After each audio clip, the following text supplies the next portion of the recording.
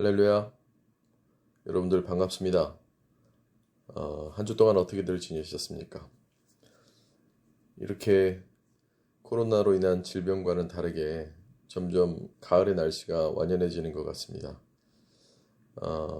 이 쾌청한 날씨만큼이나 또 이 좋은 날씨만큼이나 우리 삶에 코로나로 인한 많은 피해나 많은 어려움들이 이 날씨와 같이 화창해지고 이 날씨와 같이 좋아질 수 있길 소망합니다.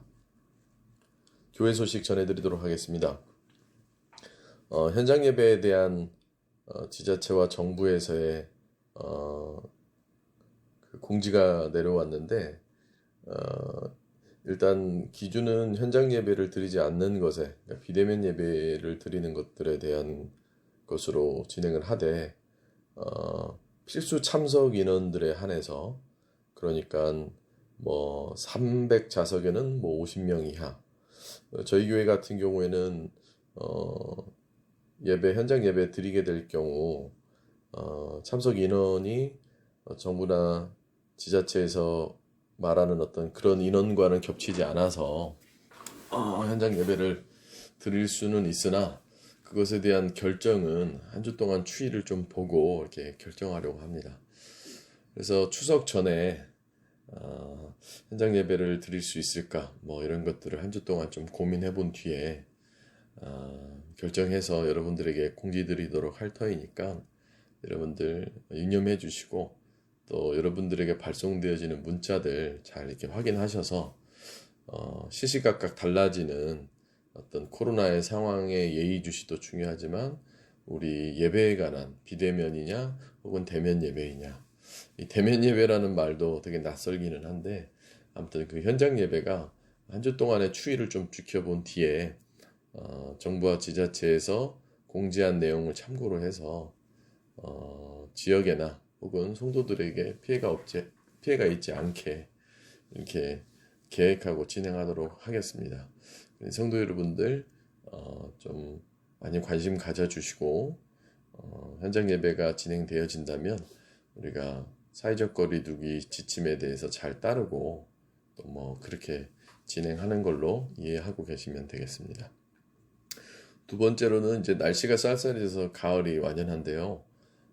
저희 교회 같은 경우는 노약자분들, 또 노인분들, 또 여러 가지 질환 앓는 분들이 더러 있습니다. 그런 분들은 특히 어린아이나 노인분들은 독감 예방 주사를 꼭 필히 이렇게 맞으셔서 독감이랑 이 코로나에 대한 것이 같이 겹쳐지고 중복되어져 가지고 건강에 피해가 오지 않게끔 이렇게 하면 되겠습니다. 아마 제가 알고 있기로는 12세 이하까지는 무료로 독감 예방 접종을 하고, 또 65세 이상도 아마 무료로 독감 예방 접종을 한다는 걸로 알고 있어요. 그래서 여러분들의 상황에 잘 맞추셔서 코로나와 이 독감이 연거푸 이렇게 또 와서 신체적인 거나 우리 건강에 피해를 줄 수도 있으니까 유념하셔서 그런 부분들 잘 숙지하시면 감사하겠습니다.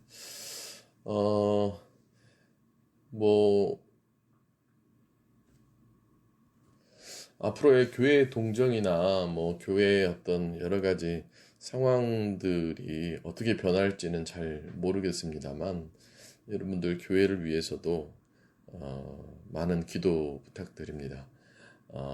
교회 여러 부분들이 조금 힘들기도 하고 어렵기도 한데, 하나님께서 좋은 방향으로 우리 교회에 대한 어떤 미래와 이런 상황 속에서도 온전한 교회가 되어질 수 있게 성도 여러분들이 많이 기도해 주시면 감사하겠습니다. 그러면 오늘 말씀 같이 보도록 하겠습니다. 오늘 말씀은 이사야서 55장 6절부터 13절까지의 말씀입니다. 이사야서 55장 6절부터 13절까지의 말씀 제가 대신해서 읽도록 하겠습니다. 너희는 여호와를 만날 만한 때에 찾으라. 가까이 계실 때에 그를 부르라. 악인은 그의 길을, 불의한 자는 그의 생각을 버리고 여호와께로 돌아오라. 그리하면 그가 긍휼히 여기시리라. 우리 하나님께로 돌아오라. 그가 너그럽게 용서하시리라. 이는 내 생각이 너희의 생각과 다르며 내 길은 너희의 길과 다름이니라. 여호와의 말씀이니라. 이는 하늘이 땅보다 높음같이 내 길은 너희의 길보다 높으며 내 생각은 너희의 생각보다 높음이니라. 이는 비와 눈이 하늘로부터 내려서 그리로 되돌아가지 아니하고 땅을 적셔서 소출이 나게 하며 싹이 나게 하여 파종하는 자에게는 종자를 주며 먹는 자에게는 양식을 준과 같이 내 입에서 나가는 말도 이와 같이 헛되이 내게로 되돌아오지 아니하고 나의 기뻐하는 뜻을 이루며 내가 보낸 일에 형통함이니라. 너희는 기쁨으로 나아가며 평안히 인도함을 받을 것이요 산들과 언덕들이 너희 앞에서 노래를 바라고 들의 모든 나무가 손뼉을 칠 것이며 잣나무는 가시나무를 대신하여 나며 화석류는 찔레를 대신하여 날 것이라. 이것이 여호와의 기념이 되며 영영한 표징이 되어 끊어지지 아니하리라. 요즘 들어 사회나 많은 매체들을 통해서 교회에 대한 그리 좋은 시선으로 바라봄이 다 사라져버린 것 같습니다. 그러니까 다시 말해서 뭐 방송이나 뭐 여러 가지들을 보다 보면 교회에 대한 굉장한 어떤 비판과 날선 생각들로 사람들이 교회를 막 곱씹지요. 저도 그런 어떤 언론과 여러 가지 매체들을 통해서 교회에 대한 어떤 비판과 교회에 대한 비판들을 보다 보면 좀 마음이 불편하죠. 이제 불편한 이유는 크게 두 가지인데, 첫 번째는 뭔가 잘 모르는 상황에서 그냥 비난을 하는 거예요. 그러니까 뭐 쉬운 예로 그냥 돌을 던지는 거예요. 그냥 저 사람이 왜 돌을 맞아야 되는지도 모르는 채 그냥 돌을 던져버리는 거죠. 그러니까 비난을 위한 비난, 비판을 위한 비판, 뭐 손가락질을 하기 위한 그런 거죠. 인간이 가지고 있는 어떤 그 폭력성 때문이라고나 할까요? 그러니까 교회가 뭐가 잘못됐는지도 모른 채 그냥 그 비판하는 사람의 어떤 개인적인 상황과 그들의 어떤 취향에 따라서 남들 욕하니까 다 욕하는 거예요. 뭐 예전에 대통령들에 대한 욕도 그렇게 쉽게 했죠. 뭐 지금은 고인이 된 뭐 노무현 대통령에 대한 시대에 살았었던 저도 뭐 뻑하면 다 그 대통령 탓을 하듯이 뭘 잘못해서 어떤 이유로 비난을 받고 비판을 받는다기보다도 그냥 뭐 마구잡이로 그냥 욕하는 거죠. 그렇게 교회에 대해서 알지 못하면서 그냥 무차별적인 어떤 비난이 첫 번째이고, 두 번째는 어설프게 아는 거예요. 비난받을 이유가 아니라 조금은 깊게 생각해 봐야 될 것들인데, 깊게 생각하지 않은 채 그냥 옅은 생각으로만 교회에 대해서 생각을 하고 있죠. 불과 제가 오늘 기사 하나를 봤는데 그 기사의 내용이 그런 겁니다. 어디 인천 미추홀구 쪽에 있는 교회인데 교회가 자그만가 봐요. 교회가 자그만데 그 자그만 교회에 형편이 어려웠겠죠. 거기 이제 장애인 5명을 이렇게 교회에서 이제 무료로 숙박도 하고 재워주고 먹여주고 뭐 이런 교회들. 근데 이제 거기가 이제 확진자가 나온 거예요. 그러니까 이제 뭐 사람들이 어설픈 인식과 어설픈 생각들로 마구 비난을 하는 거예요. 또 교회 집단 감염 시작됐네, 뭐 했네. 물론 코로나의 감염이 전파되어지고 이런 것들에 대한 어떤 경각심은 우리가 여러 가지 생각들을 할 필요가 있겠지만 사실 따지고 보면 그 어려운 사람 누구도 사회에서 돌보지 않을 사람들을 교회에서 이렇게 돌보게 되어진 상황 속에서 어쩔 수 없이 걸려져 버린 나의 의도와 나의 상황과는 상관없이 걸려져 버린 그 상황에 대한 건 우리가 좀 더 깊게 교회에 대한 생각을 해야 될 필요가 있죠. 실제로 맹렬히 비난받고 있는 이 교회들이 물론 여러 가지 투명하지 못하고 깨끗하지 못한 뭐 어떤 그런 교회들도 있겠지만 아직까지는 우리나라에서 많은 선교 사업이나 쉽게 얘기하면 소외된 사람들에게 도움을 주고 있고 그것에 좀 역할을 하고 있는 곳들이 더러는 많이 있죠. 그러니까 뭐 일부냐 일부가 아니냐 뭐 이런 걸 떠나서 그 잘 모르는 상태에서 혹은 그냥 무차별적으로 혹은 내 생각에 대한 걸로만 내 가치관에 대한 걸로만 내 판단으로만의 어떤 비난과 비판은 좀 옳지 않죠.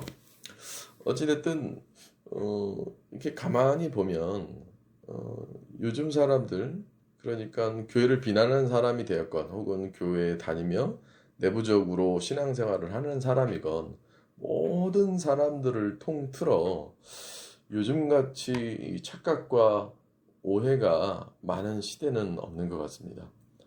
꼭 코로나의 상황이 아니더라도 우리가 요즘 잘 구별하고 분별해야 될 것 중에 하나가 뭐 가짜 뉴스 뭐 이런 거잖아요. 심지어는 이게 계속 이렇게 뭔가 진화되어져서 가짜 아닌 뉴스가 가짜화 되어지고 혹은 가짜인 뉴스가 진짜화 되어지는 그러니까 성경에서 말하고 있는 영분별을 정확히 해야 되는 시대로 우리는 살아가고 있죠. 왜 언론 플레이라고 하잖아요. 착한 사람이었는데 나쁜 사람으로 만드는 것도 한 순식간이고 어, 반대로 나쁜 사람이었는데 착한 사람으로 되어지는 것도 순식간이고 뭐 그러니까 착각과 오해가 아주 만연한 시대이죠.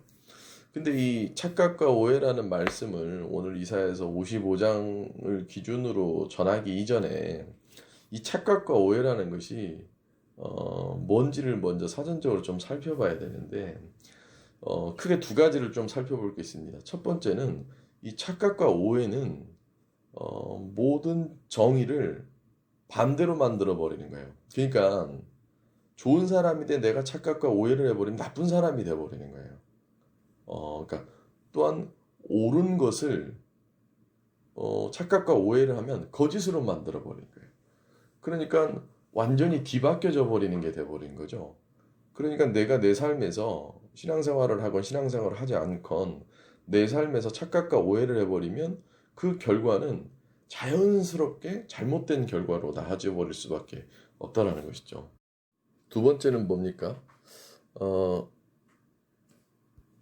이 착각과 오해는 나는 안 한다고 생각을 한다는 거예요. 그러니까 사람이 자기 어떤 주관이 바로 서 있는 것도 중요하지만 되게 우스꽝스럽게도 나는 착각과 오해를 안 한다라고 생각하는 거죠. 그러니까 내가 맞다라는 거예요. 근데 이게 사실 가장 위험한 거죠. 나는 착각과 오해를 안 한다. 나는 내 신념이 맞다. 이렇게 생각을 해버리게 되면 아주 끔찍한 일들이 벌어지죠. 그리고 더 웃긴 것은 나는 착각과 오해가 안 한다라고 생각하지만 대부분 사람들이 착각과 오해 속에서 살아가죠. 어, 지금 이 말씀을 듣고 있는 여러분들도 무언가에 착각하고 있을 수도 있고 오해할 수도 있다는 거예요. 근데 나는 뭐 어떻게 믿죠? 내 스스로를. 나는 착각을 안 하고 나는 오해를 안 한다고 생각을 하는 거예요.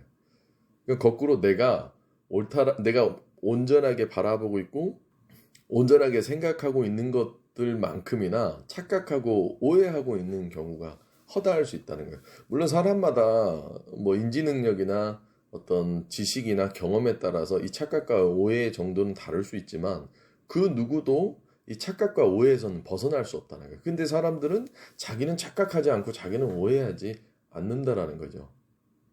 이게 오늘날의 이 어지러운 우리가 살아가고 있는 특히 지금 우리가 접하고 있는 이 생활 속에서 느끼는 착각에 대한 먼저 사전적으로 알아야 될 것이 되어진다는 겁니다.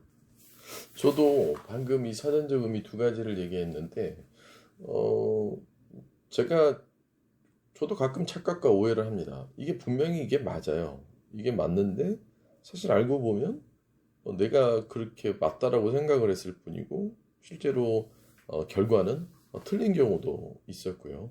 내가 틀렸다고 생각하는 것도 사실 시간이 지나보고, 뭐 여러 가지 과정을 거치다 보니까 그것이 옳은 것이 되어질 때도 많죠.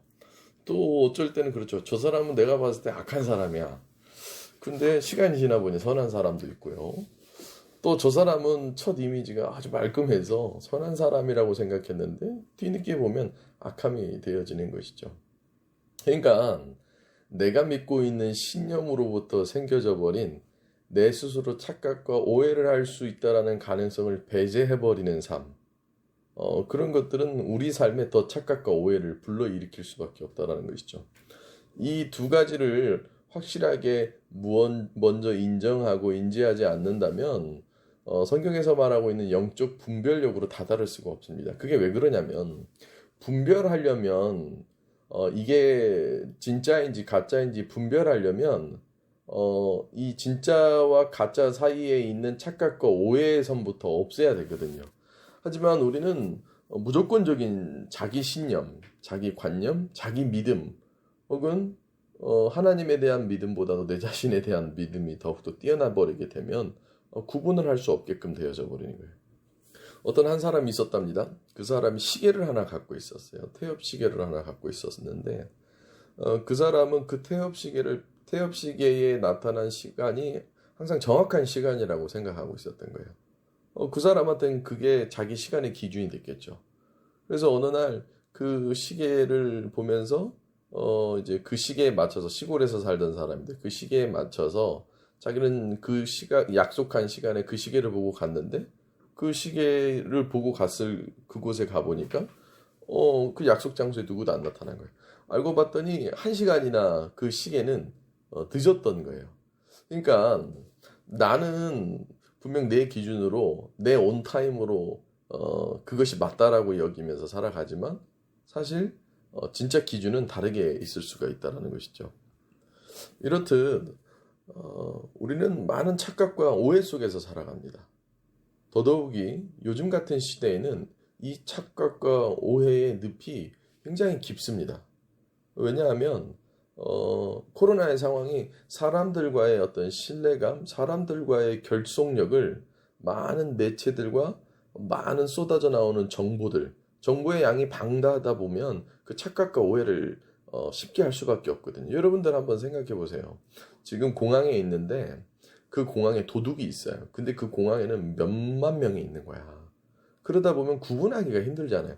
쏟아져 나오는 수많은 정보들과 수많은 이야기들, 수많은 루머들, 수많은 세상에 속해서 들을 수 있는 이야기들, 수많은 그 뭐 신앙인들을 불문하고 모든 이야기들이 와요. 막 뭐 이건 하나님의 심판이다, 아니다, 뭐 교회를 나가야 된다, 교회를 나가지 말아야 된다, 뭐 코로나가 뭐 전염력이 있다, 뭐 후유증이 있다, 뭐 백신이 개발이 나온다.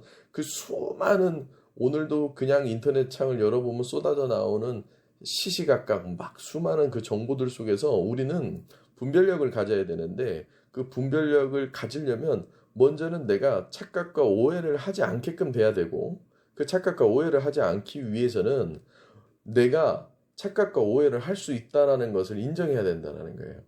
그리고 이 착각과 오해는 완전히 다른 결과를 도출할 수 있기 때문에 그것만 생각하더라도 내가 착각할 수 있다는 가능성과 혹은 내가 지금 생각하고 있는 것들이 착각과 오해는 아닐까 이런 것들을 생각을 해봐야 된다는 겁니다.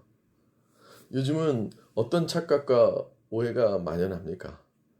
가까이 뭐 신앙인들 사이에서는 이 코로나로 인한 교회에 대한 많은 착각과 오해가 생기게끔 되어지죠.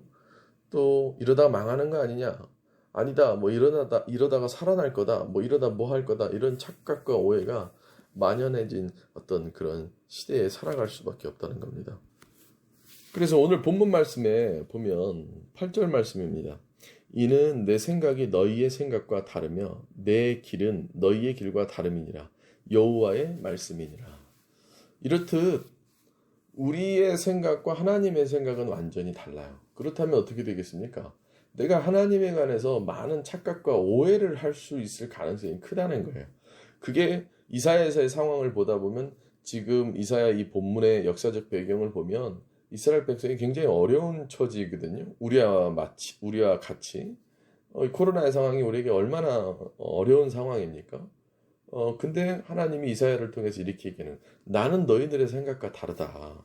물론 어떤 생각이 어떻게 다른지는 우리가 더 깊게 살펴봐야 되긴 하겠지만 어찌됐든 이 말의 뜻은 저는 다르게 이해하지 않아요. 어떻게 이해하냐면 내가 하나님에 관해서 혹은 내 신앙에 관해서 혹은 이 코로나의 상황 속에서 많은 착각과 오해를 하고 있을 수 있겠구나. 이게 바로 오늘 이 설교 말씀에 대한 포인트가 되어지는 겁니다. 여러분들은 이런 상황 속에서, 물론 이런 상황이 아니더라도 인간은 착각과 오해를 하지만 더더욱 이런 상황 속에서는 더 큰 착각과 오해를 하지 않습니까? 뭐 이런 시기에 주식을 해야 돈을 번다. 뭐 이런 시기에 뭐 뭐를 해야 뭐 돈을 번다. 막 이런 만연한 어떤 자기 자신의 신념으로부터 생겨진 착각과 오해. 근데 하나님의 생각은 우리와 다르다라고 얘기를 해요. 어떻게 다른지에 대해서는 구체적으로 언급이 되어지지 않지만 우리의 생각과는 다르대요. 저는 이 말이 다른 의미가 아니라 착각과 오해를 하지 말으라는 거예요. 너 신념에 의해서 생겨져 버린 하나님에 관한 신앙, 또 너 신념에 의해서 살아가고 있는 하나님이 주신 삶 속에서 너의 삶의 방식대로 살아가는 것에 대한 착각과 오해. 이것을 아주 잘 나타내는 말씀에서의 예시가 있죠. 욥기서에 보면 하나님이 이 리누의 백성들을 멸망시킨다고 해요. 근데 리누의 백성들이 회개를 하니까 그 백성들을 멸망시키지 않는 거예요. 근데 그 가운데서 욥은 수많은 착각과 오해를 합니다. 뭐라고 얘기해요? 멸망시킨다고 해가지고 왔는데 그 우여곡절 끝에 물고기에 밥도 되어지고 풍랑 속에서 막 바닷 가운데 뛰어내려서 왔는데 이게 뭡니까? 막 이런 식의. 근데 그건 가만히 생각해보면 하나님이 틀리신 게 아니라 제가 잘못 얘기했네. 요나서입니다. 요나서. 요나가 오해를 한 겁니다. 요나가 착각을 한 거죠. 하나님에 대해서 자기 신념 속에 있는 하나님에 대한 걸로 이해해버렸기 때문에 그러니까 요나는 어떻습니까? 요나 스스로의 착각과 오해 때문에 하나님을 제대로 바라보지를 못하는 거죠. 요즘도 어떻습니까? 요즘 많은 신앙인들이 자기의 착각과 오해, 흔히들 심리학적 용어로는 자기 체면이라고 하는데 이 자기 체면에 걸려져 버린 나머지 그 자기 체면은 왜 생겨요? 착각과 이 오해 때문에 생기는 거잖아요. 이것 때문에 우리 삶에서 우리가 신앙생활을 하며 이 상황 속에서 어떻게 살아가야 되는지를 잘못 받아들이고 삶을 살아가고 있지 않습니까? 좌우지간 제가 명명하기로는 요즘 같은 시대, 꼭 요즘 같은 시대가 아니지만 본연 1차적으로는 인간은 늘 착각과 오해를 동반하며 살아가지만 그것이 요즘 같은 코로나의 상황이라면 더 착각과 오해를 하기가 깊다라는 거예요. 그러니까 이사야서 55장 말씀에 나오는 이스라엘의 백성의 상황이 우리랑 비슷한데 이스라엘 백성의 상황이 어떻다는 거예요. 안 그래도 맨날 이 구약 시대의 모든 이스라엘 백성들이 하나님에 대해서 착각하고 오해를 하는데 지금 자기 코가 석자가 되어지고 자기가 궁지에 몰려져 버린 백성들의 상황 속에서 언제 어떻게 어떤 일이 벌어질지 모르는 상황 속에서 그들이 할 수밖에 없는 착각과 오해의 깊이는 더 커져 버리겠죠. 먼저는 이 착각과 오해의 깊이가 깊어지면 안 되는데 그 착각과 오해에 대한 것을 우리가 무엇에 대해서 크게 착각하고 오해를 하는지 그런 것들을 되돌아보며 우리의 신앙을 좀 바로잡고 길라잡이야 하려고 합니다. 무엇에 대해서 우리가 가장 크게 착각과 오해를 하냐? 여러분들 잘 귀담아 들으시고 이것에 대해서 여러분들 스스로를 좀 돌아볼 수 있는 시간이 되면 좋겠습니다. 첫 번째, 많은 신앙인들은 혹은 사람들은 하나님의 복에 관해서 착각과 오해를 합니다. 많은 신앙인들이 하나님의 복에 관한 착각과 오해를 하는데 보통 그 오해에 대한 것은 현실적으로는 어떤 물질과 돈과 연관이 많이 되어집니다. 예를 들어 이런 겁니다. 예수를 믿으면서 잘 먹고 잘 살고 이 세상에 속해 있는 물질과 연관된 많은 것들을 누리게 되어 살면 복이라고 착각과 오해를 해요.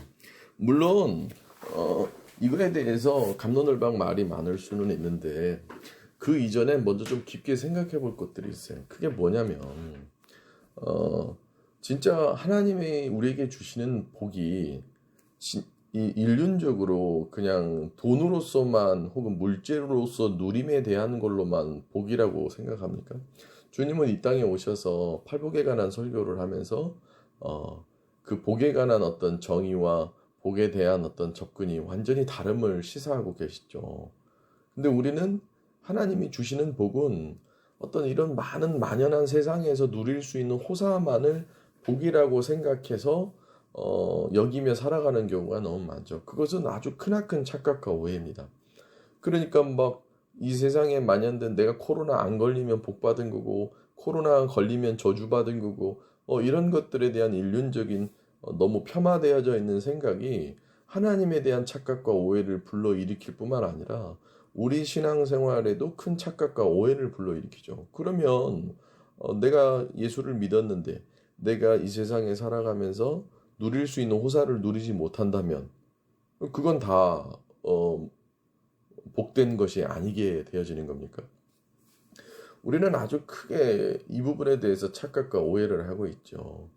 어, 뭐 많은 것들을 가지고 있고 많은 것들을 내게 부여받아야지만 복이라고 생각한다면 행여 아주 자그마한 부분이라도 내가 더 누리고 더 갚는 것 이런 것이 복이라고 생각한다면 그건 잘못된 우리의 생각이죠. 그것에 대한 착각과 오해를 하죠. 이 착각과 오해는 많은 시대적으로 한국 교회에서 불러일으키기도 했고 또 일부 아직도 많은 사람들이 이 하나님에 대한 복에 대한 것을 그렇게 편협적으로 물질을 부음 받는 것이 뭐 이 세상에서 누림에 대한 물질의 만연만이 꼭 하나님의 복이라고 생각하지만 결코 그것만이 하나님의 복이 되어질 수는 없다라는 거예요.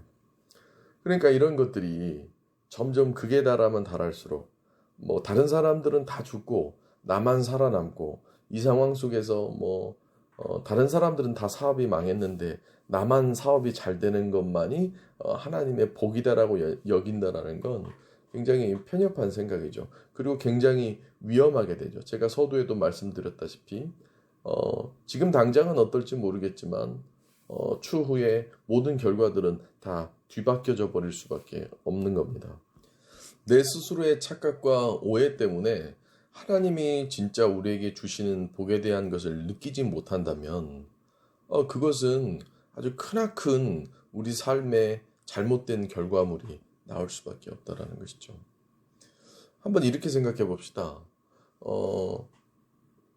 어떤 한 학생이 부모가 나에게 어떤 물질적인 공급을 해주지 못한 것, 그러니까 넉넉하게 해주지 못한다라는 거죠. 뭐 예를 들어 뭐 최신형 휴대폰을 못 사주고 좋은 집에서 못 살고 뭐 아이가 필요한 것들을 못 사주는데 그거에 해당이 되어지는 그 학생이 자기는 그게 복이 아니라고 생각하는 거예요. 그냥 막 다른 상대적인 더 많은 것들을 누리는 사람이 복 있다고 생각하면 그 학생의 착각과 오해는 얼마나 자기 삶을 불행하게 만들겠습니까? 알고 보면 그런 것이 아닌데도 불구하고요. 근데 거꾸로 그 학생보다는 더 물질에 관한 누림이 없는 학생이 자기의 부모와 자기의 상황에 대해서 복되다라고 생각하고 만족함을 느끼며 살아간다면 그 아이의 인생은 완전히 달라지겠죠. 그러므로 우리는 이 물질 혹은 하나님께서 주시는 복에 대한 착각과 오해에서부터 벗어나야 되는 겁니다.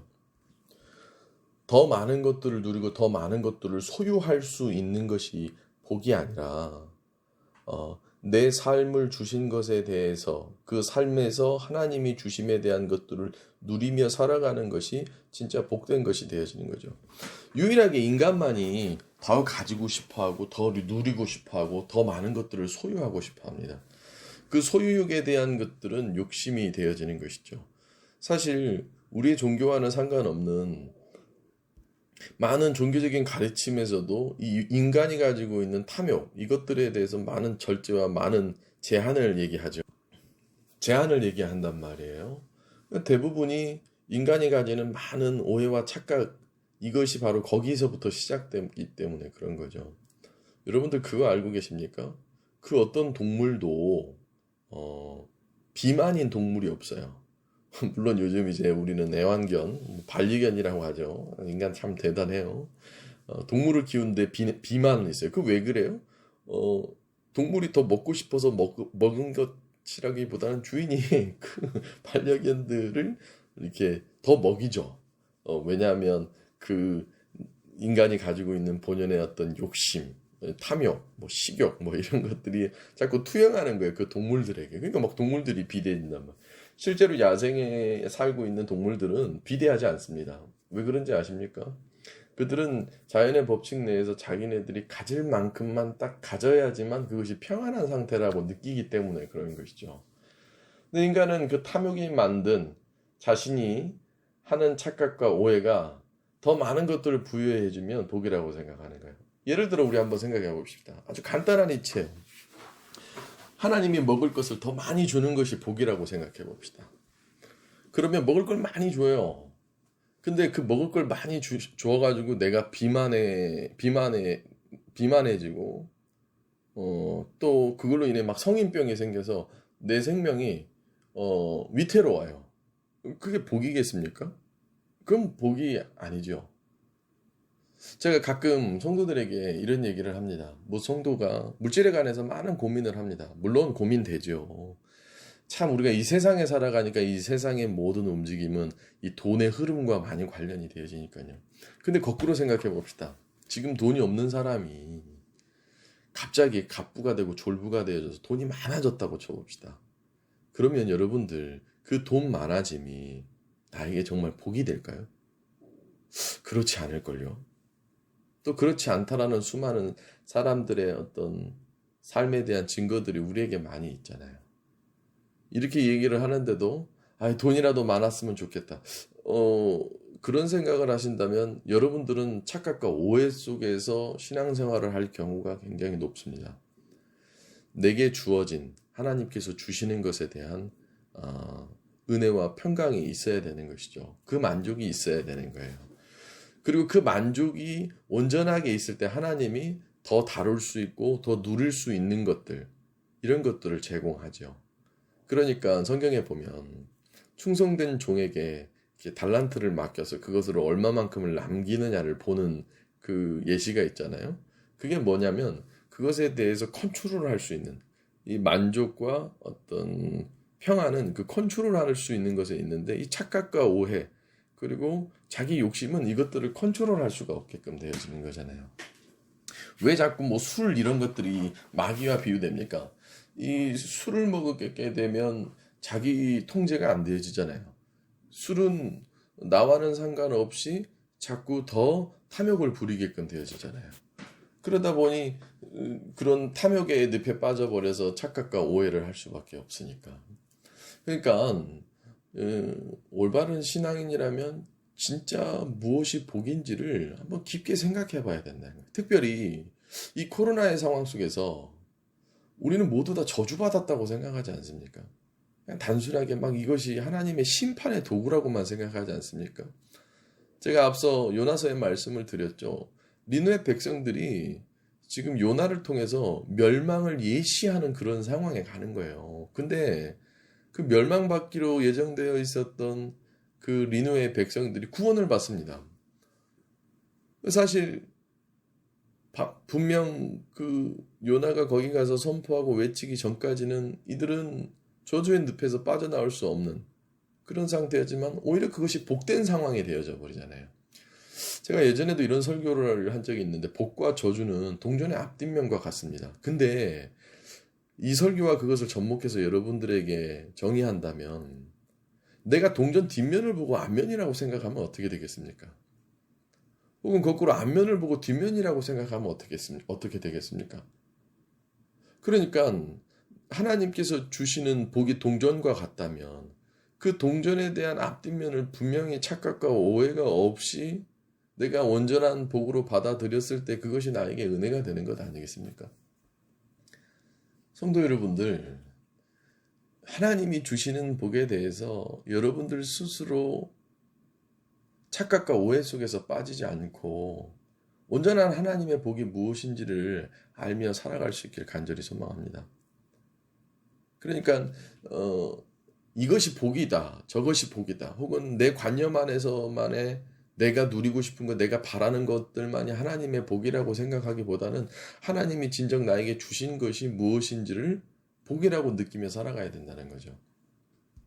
어쩌면 좀 과감한 이야기일 수 있겠지만 이 코로나의 상황 속에서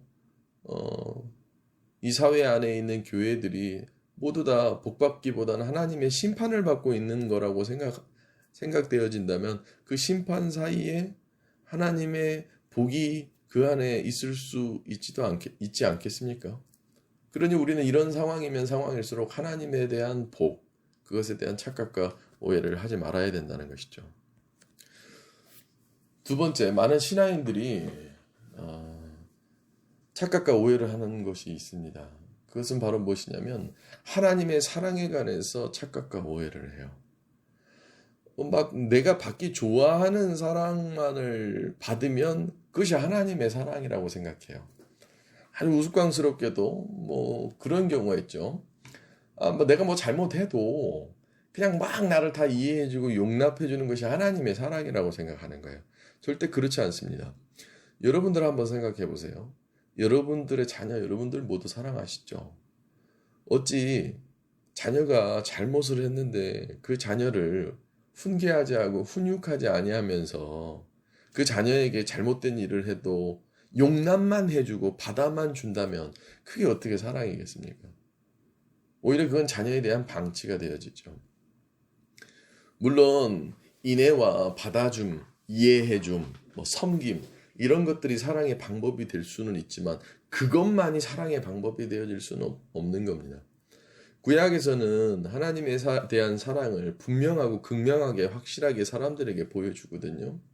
때로는 하나님의 심판이, 때로는 하나님의 벌이 우리로 하여금 하나님으로 돌이킬 수 있게끔 되어진다면 혹은 자정할 수 있게끔 되어진다면 그것은 하나님이 우리를 사랑하심에 대한 증거가 되어질 수 있습니다.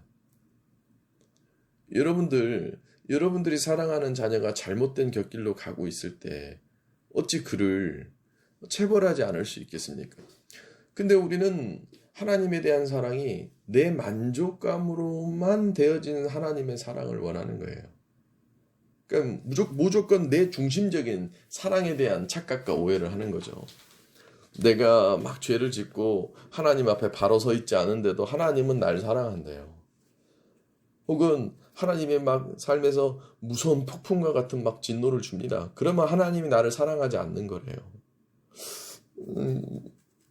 요즘 우리 둘째 녀석이 그런 걸 예시 삼아서 많은 경험들을 하는 것 같습니다. 이렇게 하면 나를 사랑해 주는 거야. 저렇게 하면 나를 사랑하지 않는 거야. 그렇지 않죠. 우리는 하나님에 대한 사랑에 대해 착각과 많은 오해를 합니다. 어쩌면 여러분들은 그렇게 생각할지 몰라요. 내가 어떤 짓을 해도 하나님이 나를 사랑할 거라고 생각하는 착각과 오해를 할 수 있어요. 여러분들이 삶에서 하나님이 원하시는 삶을 살지 않는다면 하나님은 여러분들을 사랑하지 않아요. 그 하나님의 여러분들의 올바르지 않는 행동, 올바르지 않는 삶에 대해서 하나님의 사랑하지 않음이 하나님의 사랑인 거예요. 말장난 같이 보일 수는 있지만 사랑하는 자녀가 말을 안 들을 때 그 자녀에게 따끔하게 훈계를 해주는 것이 어찌 사랑이 아닐 수가 있겠냐고요. 근데 우리는 뭔 일을 해도 하나님이 다 사랑할 거라는 착각 속에서 살아가고 있지 않습니까? 여러분들도 그렇게 살아가지 않아요? 하나님이 여러분들을 혼내킬 거라고 생각하지 않죠. 여러분들이 잘못된 선택과 잘못된 삶의 가치관, 잘못된 마음을 먹었을 때 하나님은 그것으로 돌이키기 위해서 하나님의 망대와 하나님의 지팡이로 치는 거예요. 왜 목자에 대한 비유가 성경 곳곳에 나오잖아요.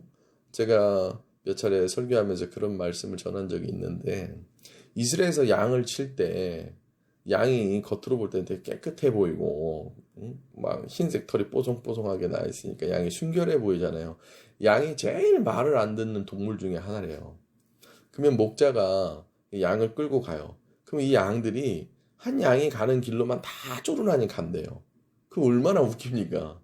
잘못된 길로 가면 이 목자가요, 이 지팡이를 가지고 있는데 그 지팡이가 우리가 생각하는 그런 지팡이가 아니에요. 굉장히 두꺼운 몽둥이 같은 그런 지팡이에요. 그걸로 양의 옆구리를 터질세라 칩니다. 굉장히 아파 보일 정도예요. 그러면 양이 야릇한 이상한 그 신음소리를 내면서 옆으로 다시 가요. 근데 그 목자에 대한 비유로서 사랑을 한다는 거예요. 근데 우리는 내가 양이라면 하나님이 그렇게 망대로 치는 것이 목자의 양육 속에서의 사랑이라는 것을 잃어버린 채 그게 아프다라고만 생각하면 그 사랑이 아니라고 생각하는 거예요. 때로는 하나님의 진노가 우리에게 사랑일 수가 있는 거예요. 거꾸로도 한번 생각해 봅시다. 하나님이 여러분들에게 모든 이 세상 속에서의 일들이 뭐가 다 순조롭게 안 돼. 그러면 하나님이 여러분들을 안 사랑한다고 생각합니까? 그건 굉장히 이기적인 거죠. 이런 거랑 똑같은 거예요. 나는 내 생일날 아주 귀한 어떤 선물을 받고 싶어요. 근데 그 선물을 부모가 안 줬어. 그럼 부모가 자기를 안 사랑하는 겁니까? 예를 들어서 우리 둘째 아이가 핸드폰을 갖고 싶어 하는데 부모가 우리 둘째한테 핸드폰을 선물을 안 해줘요. 그럼 우리 아이가 엄마 아빠는 날 안 사랑해. 핸드폰을 안 사줬으니까. 그거는 하나님의 사랑이 아니죠.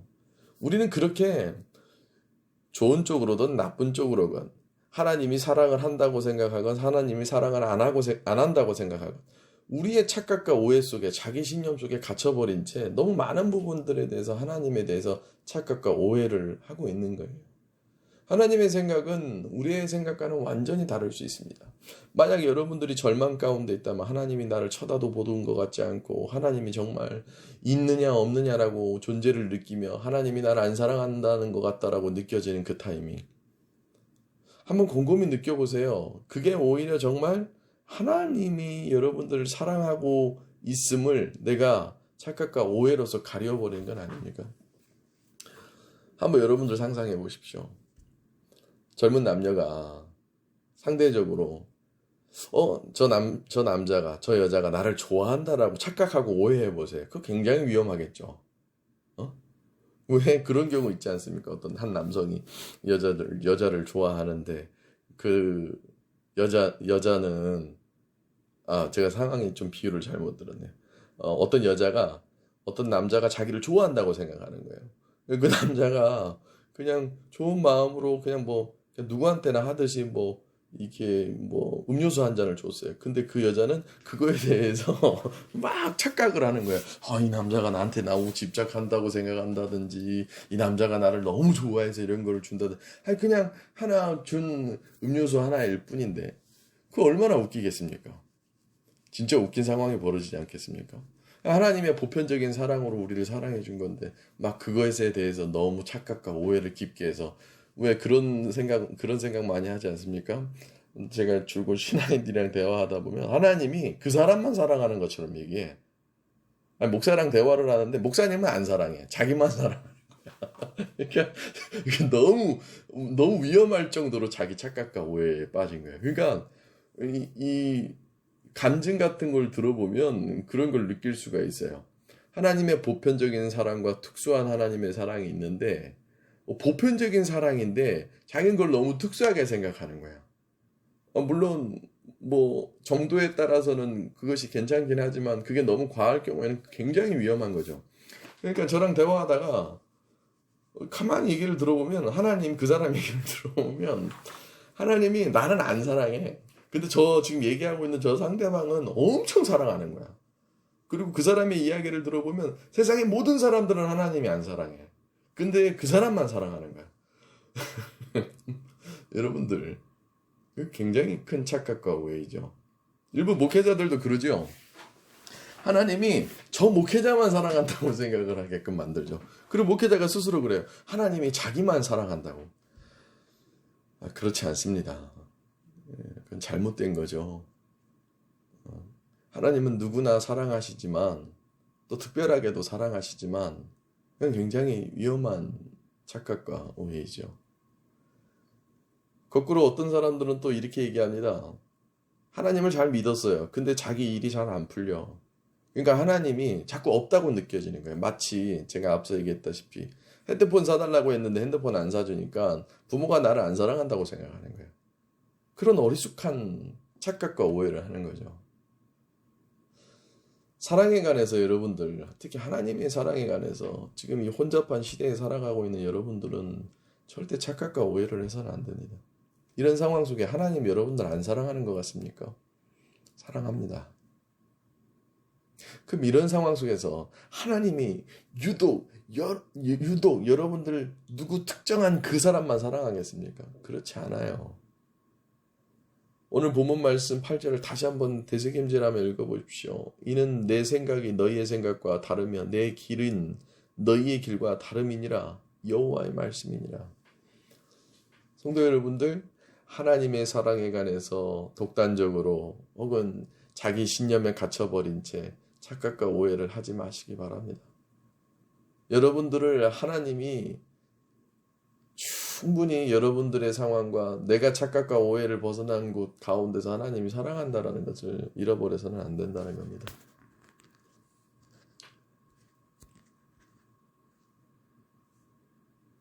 마지막 세 번째로는 우리가 제일 요즘 사람들이 많이 오해하고 있는 부분 중에 하나예요. 그게 바로 뭐냐면 하나님의 현현에 관한 착각과 오해예요. 하나님의 현현에 관한 착각과 오해. 현현이라는 말이 조금 어렵죠. 이 현현이라고 하는 건 뭐냐면 쉽게 얘기하면 나타내네요. 이 어려운 단어를 쓰다 보니까 조금 여러분들한테 쉽게 설명을 드릴게요. 하나님의 나타내심을 보고서만 현상을 쫓는 하나님에 대한 착각과 오해라는 거예요. 그러니까 막 불기둥과 구름기둥 이런 것들. 그러니까 이런 것들은 앞서 말했었던 뭐 하나님의 복과 하나님의 사랑에 대한 것이 이 현실로 나타나야지만 하나님이 존재하고 하나님이 역사하신다라고 생각하는 거예요. 그러니까 막 지금 당장 흔히들 막 그런 얘기를 해요.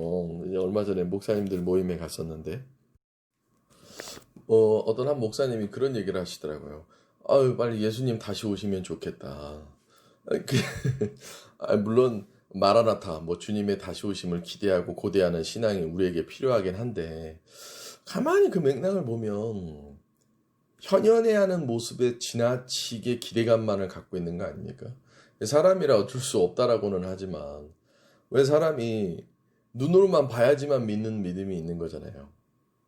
그래서 제가 농담 삼아서 그 목사님에게 이렇게 얘기를 했습니다. 목사님, 주님 다시 오시면 우리가 못 알아볼 수도 있어요. 그렇게 얘기를 제가 잠시 했거든요. 우리는 너무 지나칠 정도로 현상에서 나타나는 하나님에 대한 현현만으로 하나님의 존재를 인정하려고 해요. 그게 굉장한 착각과 오해죠. 그러니까 물론 이게 좀 깊은 얘기입니다만 우리의 착각과 오해는 대부분 우리 현실 속에서 벌어지지만 이 영적 착각과 오해는 어쩌면 하나님에 대한 존재를 와해시켜버리고 더 복잡한 구조로 만들어버리는 경우가 있다는 거예요. 그러니까 우리의 신앙은 사실 이 현실을 뛰어넘는 굉장히 고귀하고 진중하고 의미 있는 것인데 우리는 이 신앙에 대한 것들을 너무 현실 속에서만 막 투영하고 반영하려고 하는 거죠. 교회가 어려워지니까 교회에 대한 존재 자체가 부정되어져 버리는 거예요. 이러다가 한국교회 다 사라져 버린다. 아니죠. 교회의 외관과 교회 사회제도 안에 있는 교회가 사라지는 것이지 주님의 핏값으로 세워진 교회는 신앙 있는 자들이 존재하기만 하고 그 신앙 있는 자들이 계속 영원히 주님 오실 때까지 예배드리고 함께 같이 한다면 그 공동체는 교회가 되어지는 것이죠. 그러니까 우리는 너무 현실 속에 있는 현현에 대해서 너무 크게 의존한 나머지 진짜 신앙에 대해서는 알지 못한 채 착각과 오해를 하고 있는 거예요. 보여지는 모습으로서만이 모든 신앙을 좌지우지할 어떤 기준이 되어진다면 우리 신앙은 굉장히 위태로워질 수밖에 없습니다. 그래서 그럴까요? 요즘 여러분들의 신앙이 얼마나 위태롭습니까? 뭔가 부여잡고 있고 무언가 마지못해서 풍랑 속에서 돛담배에 자기 몸 하나를 의지하면서 막 바닷길을 걷고 있다는 거 아닙니까? 여러분들 한번 그 상상을 해보세요. 물론 모든 신앙인이 다 그렇게 되기를 저는 간절히 바라지만 그렇지 못함도 현실이긴 하지만 풍랑 가운데서 주님이 걸어오신단 말이에요. 근데 그 풍랑 가운데 배에 타고 있었던 제자들은 현실이 보이는 거예요. 근데 주님은 그 나타내진 현실 위에 그 현실을 초월한 진짜 어떤 진리와 진짜 하나님에 대한 신앙의 핵심을 관통하고 그 관통함이 실제로 현실 속에서 그 관통함으로 나타나죠. 그러니까 우리는 눈에 보여지는 것들에 대한 걸로만 너무 믿음을 가지려 한 나머지 큰 정말 우리가 가져야 될 신앙에 대해서는 착각과 오해를 하는 경우가 너무 있단 말이에요. 보지 않고서 믿는 믿음이 진짜 믿음이라고 얘기하는 성경에서의 구절들과 그 성경에서의 많은 의미들을 생각해 볼 때 우리는 하나님의 현현 물론 때로는 하나님이 불기둥과 구름기둥으로 나타내시고 우리의 삶에서 정말 초월적인 모습으로 현현해 하시기도 하지만 그것만이 우리 신앙의 전부인 것처럼 느낀다면 우리는 굉장한 큰 착각과 오해 속에서 나는 잘못된 인생의 길과 신앙의 길을 가고 있다라는 겁니다. 우리가 믿는 신앙은 보다 더 깊은 겁니다. 우리가 믿는 신앙은 영적 분별력을 통해서 내가 착각과 오해를 하지 않고 어떤 상황 속에서도 하나님을 바라볼 수 있는 신앙이 진짜 신앙이 되어진다는 것이죠. 어쩌면 이 어려운 시대에 착각과 오해 때문에 내 신앙의 착각과 오해 때문에 모든 것이 혼란스럽다면 그 착각과 오해를 이제는 좀 벗어나 진리의 하나님, 우리가 믿는 정말 깊은 이 모든 우주 만물을 창조하신 그 하나님에 대한 현현으로 들어가 보는 건 어떻겠습니까? 사랑하는 성도 여러분들, 이 복잡한 시대에 살아가며 주의 종으로서 여러분들에게 확실하고 분명하게 당부드리고자 하는 말씀은 여러분들 신앙의 착각과 오해에서 벗어나 이제는 진짜 하나님의 복이 뭔지, 진짜 하나님의 사랑이 뭔지, 진짜 하나님의 현현이 무엇인지를 알며 여러분들의 삶 속에서 온전한 신앙생활을 할 수 있길 간절히 소망합니다. 기도하겠습니다. 하나님 아버지, 늘 우리의 생각과는 다른 생각으로 우리의 인생의 길을 인도하시는 줄로 믿습니다. 그러니 이 세상에 속해 살아가지만 비록 우리의 육신과 우리의 모든 삶은 이 세상에서 시작하지만 이 시작한 이 세상에서의 삶을 우리가 이 땅에서 주님을 믿음으로 말미암아 하나님 나라에 들어갈 그 영원한 초소로 아버지의 온전한 하나님의 복과 사랑과 현현을 느끼며 이 땅에서 살아가게 허락하여 주시옵소서. 이 땅에서 살지만 하나님 이 땅을 넘어선 하나님 나라를 꿈꿀 수 있는 자들이 되게 허락하여 주시옵시고 그러기 위해서 우리의 인생 또는 우리의 신앙 가운데서 이 땅에 속하여 너무 이 땅의 것들로 혼탁한 착각과 오해를 하지 않게 허락하여 주시옵소서.